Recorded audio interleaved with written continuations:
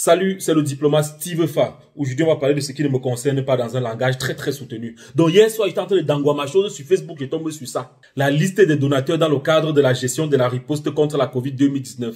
Vous savez ce qui a retenu mon attention? Bon, on est d'accord que le riz d'Orca ne doit pas nous échapper, mais c'est pas ça qui a retenu mon attention. Ce qui a retenu mon attention, c'est le don de l'ambassade de Chine. Vous savez, on a l'habitude de dire chez nous que c'est dans le malheur qu'on reconnaît nos vrais amis. Alors, je ne vais pas tirer de long en large. Merci à la Chine. Monsieur Jacques Ma, de la fondation Alibaba. Ah oui, merci aussi à lui. J'ai fait cette vidéo non seulement pour dire sincèrement merci à la Chine, mais aussi pour demander pardon au peuple chinois. Vous vous souvenez certainement de cette vidéo qui a largement fait le tour des réseaux sociaux, montrant des Asiatiques en train de tabasser un noir. Eh ben, j'avais été choqué par ces images et je vous avais promis de faire une vidéo pour m'indigner. Vous vous demandez certainement pourquoi je n'ai plus fait cette vidéo. Alors, l'explication des gens qui ont publié la vidéo, c'était qu'il s'agissait des Chinois qui ont battu à mort un étudiant zambien. J'ai donc préalablement commencé par faire des recherches sur des sites zambiens pour m'assurer de la véracité de ce qui a été dit. À ma grande surprise, je suis tombé sur un démenti du ministre zambien des Affaires étrangères qui disait qu'aucun étudiant zambien n'a été inquiété en Chine. J'ai dit waouh, c'est quoi ça? C'est comme ça que j'ai donc poussé mes recherches pour connaître la vraie explication derrière cette affaire. C'est là où je me suis rendu compte, tenez-vous tranquille, que ces images dataient de 2016, mais aussi que la scène qui était en réalité une vindicte populaire, comme on en voit partout dans le monde, se déroulait non pas en Chine, mais en Malaisie. Vous comprenez donc pourquoi je demande pardon à la Chine. Je demande pardon à la Chine non seulement pour moi, mais aussi pour tous ceux qui ont tiré sur la Chine après avoir vu ce fake news sur les réseaux sociaux.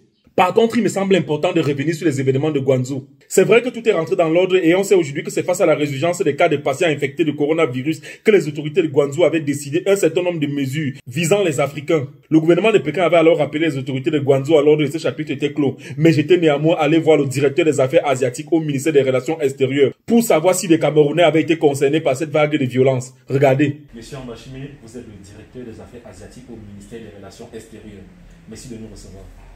Voilà. Donc, on remarque une vague de violence là sur les réseaux sociaux et principalement dans la ville de Guangzhou.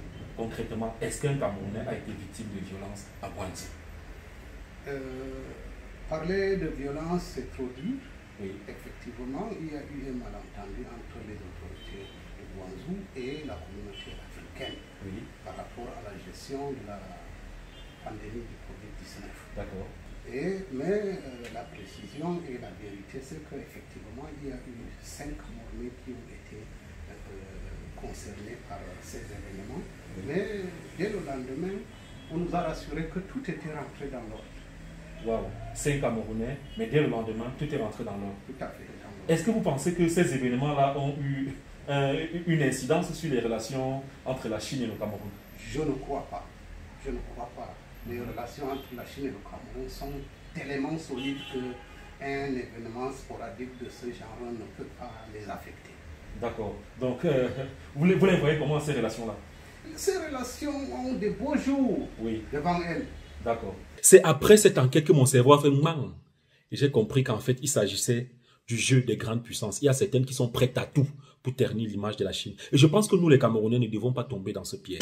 Pourquoi est-ce qu'on ne doit pas tomber dans ce piège? Est-ce que vous savez que la Chine est le premier investisseur étranger au Cameroun? Je vous donne quelques chiffres. De 2000 à 2014, le Cameroun a capté 2750 milliards d'investissements étrangers, dont 1850 provenant exclusivement de la Chine, ce qui représente 67% des IDE au Cameroun. Pourquoi je bavarde même trop? La Chine a fait, on a vu, et ceci sans se mêler de nos affaires. Je crois que le président l'a dit un jour. Qu'est-ce qu'apporte la Chine au Cameroun aujourd'hui? Oh, beaucoup d'amitié, certains projets, on coopère, comme avec la France, mais la Chine n'enlève rien à personne. On a pris ces paroles à la rigolade, mais maintenant je pense que c'est très lourd de signification. Les gars, pour une fois, on a un partenaire qui nous soutient véritablement et réussit à faire le contrepoids.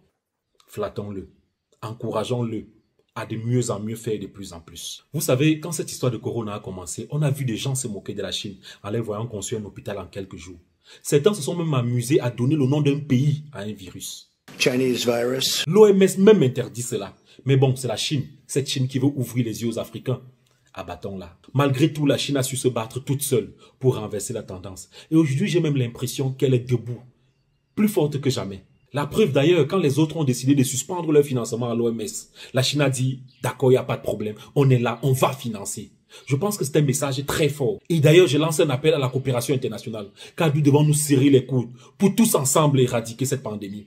Vous savez, le discours du président de la Chine l'autre jour m'a beaucoup marqué. D'abord parce que ça nous a rappelé que la Chine a toujours été transparente depuis le début de cette pandémie. Depuis le début, nous avons agi avec transparence et responsabilité. Nous avons fourni des informations à la gouvernance le plus rapidement possible. Nous avons publié la séquence génétique dès qu'elle a été disponible.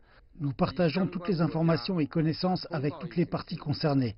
Nous faisons de notre mieux pour soutenir et aider d'autres pays à lutter contre le virus.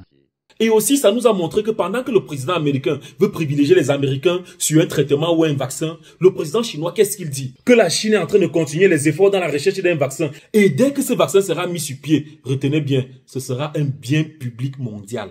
Waouh! Et j'oubliais, il faut aussi rappeler qu'il a promis une enveloppe de 2 milliards de dollars pour aider les pays en voie de développement sur 2 ans. Bref. J'ai compris qu'en tant que pays pauvre, nous devons accrocher notre sac où nos mains peuvent arriver. Ça veut dire quoi en réalité? Ça veut dire que nous devons privilégier des partenaires qui nous permettent d'atteindre nos objectifs avec les petits moyens que nous disposons, tout en respectant notre souveraineté. Je pense d'ailleurs que le Cameroun a déjà compris cela et les résultats sont visibles. Je ne vais pas vous parler des barrages de Lompanga, Memvele, Mekin, de la pose de la fibre optique, du port en eau profonde de Kribi, de l'autoroute Douala-Yaoundé, du palais de congrès et tous ces chantiers d'envergure financés par la Chine, car vous les connaissez. Je ne vais non plus vous parler des dons de la Chine. Le palais des sports, l'électrification solaire, dans 1000 localités du Cameroun, l'aménagement des forages, ou tous ces dons fruits de la coopération sino-camerounaise. Non, je ne vais pas vous parler de ça parce que vous connaissez. Par contre, je vais vous dire un truc qui est vrai. Sachons qui sont nos vrais amis vivants et faisons tout pour entretenir cette amitié. À bon entendeur, salut. J'en ai terminé. Maintenant, je m'avais cherché la chinoise que je vais épouser.